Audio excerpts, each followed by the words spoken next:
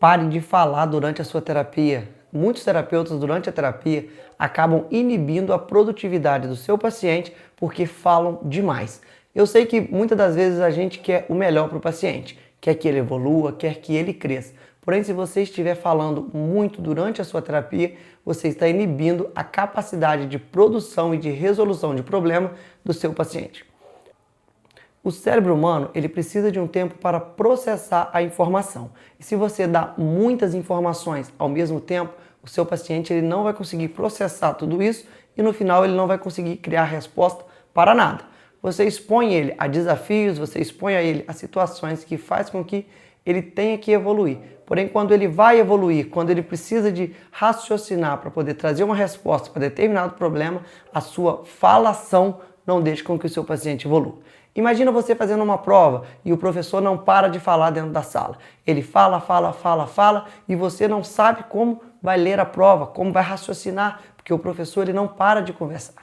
Você já deve ter passado por essa situação, não é mesmo? Pois bem, o seu paciente ele está passando exatamente por essa situação. Porque quando o terapeuta ele fala muito durante a sua terapia, ele não dá tempo para que o paciente consiga raciocinar e trazer uma resolução de problemas para aquela situação.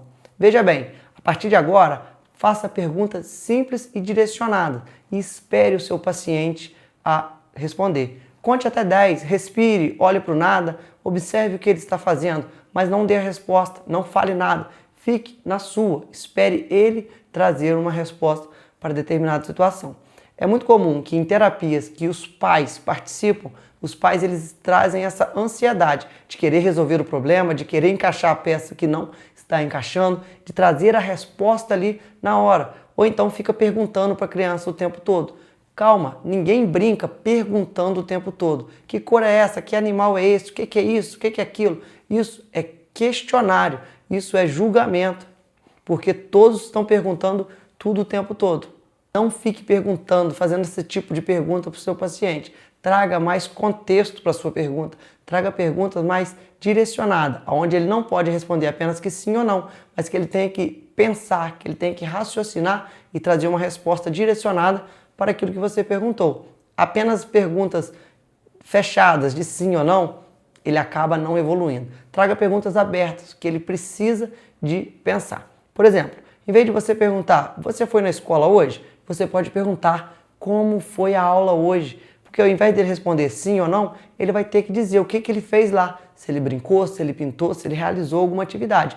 Isso faz com que ele faça acesso ao léxico, faz com que ele busque memória, faz com que ele interaja. Você está estimulando socialização, você está estimulando memória, cognitivo, tudo isso com uma única pergunta. Mas se você faz uma pergunta de sim ou não, ele apenas vai responder sim ou não e ali acabou o diálogo. Então busque perguntas abertas que fazem com que o seu paciente raciocine, mas espera ele responder. Porque se você der a resposta, não tem por que ele evoluir.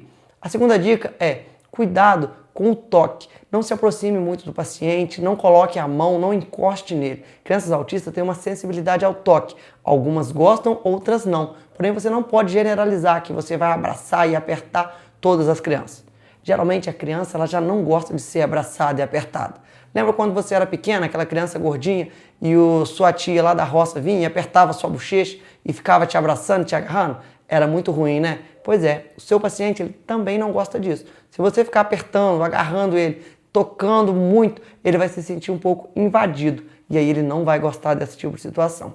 Com isso, ele vai criar uma repulsa de você, ou seja, ele vai querer fugir, ele não vai te dar liberdade, ele não vai ter confiança de estar tão perto de você, porque você está passando dos limites em questão ao toque. Então, cuidado, controle esse terapeuta. Você precisa de estar atento e consciente durante a sua terapia. Não deixe as emoções, não deixe o sentimento ou o querer muito atrapalhar e ir além do que esse paciente tolera, do que esse paciente suporta. Eu sei que você está dando o seu melhor, você quer fazer o seu paciente evoluir, você quer fazer o seu paciente alcançar as habilidades que ele ainda não tem. Porém, isso são coisas básicas que se você não tiver, você pode ser o melhor terapeuta. Mas se você estiver dando muito estímulo para essa criança que ela não tolera, ela não vai evoluir. Se você não está dando tempo para essa criança raciocinar e criar uma resposta, ela não vai evoluir. Se você não está conseguindo controlar a sua ansiedade, por mais que você tenha as maiores e melhores certificações, seu paciente ele não vai evoluir, porque o cérebro humano ele precisa de tempo para raciocinar e trazer uma resposta consciente.